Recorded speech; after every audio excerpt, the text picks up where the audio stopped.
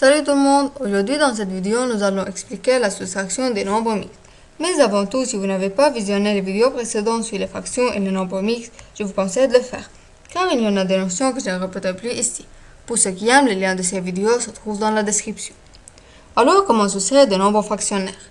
En effet, si l'équation est composée de nombres fractionnaires, il existe plusieurs méthodes.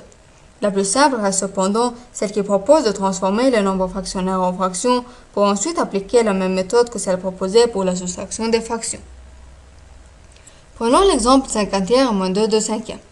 Tout d'abord, on fait le passage du nombre fractionnaire vers la fraction. Ici, 50e est égal à 5 fois 3 plus 1 sur 3 qui est égal à 16 tiers. Et 2 cinquièmes est égal à 2 fois 5 plus 2 sur 5 qui est égal à 12 cinquièmes. Puis on cherche un dénominateur commun.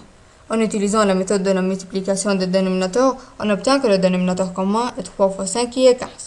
Et ensuite, pour chaque fraction, on cherche la fraction équivalente. Alors, on multiplie le numérateur et le dénominateur de 16 tiers par 5, on obtient 80 sur 15. Et le numérateur et le dénominateur de 12 cinquièmes par 3, on obtient 36 sur 15. Et à la fin, on soustrait le numérateur seulement. Donc, 50 tiers moins 2 cinquièmes est égal à 80 sur 15 moins 36 sur 15, qui est égal à 80 moins 36 sur 15, qui est égal à 44 sur 15, qui va nous donner 2/14 comme réponse finale.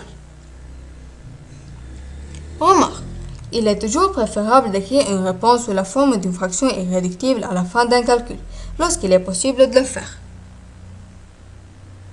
Et maintenant, c'est à toi de jouer. Soustrais les nombres fractionnaires suivants et écris-moi tes réponses dans les commentaires.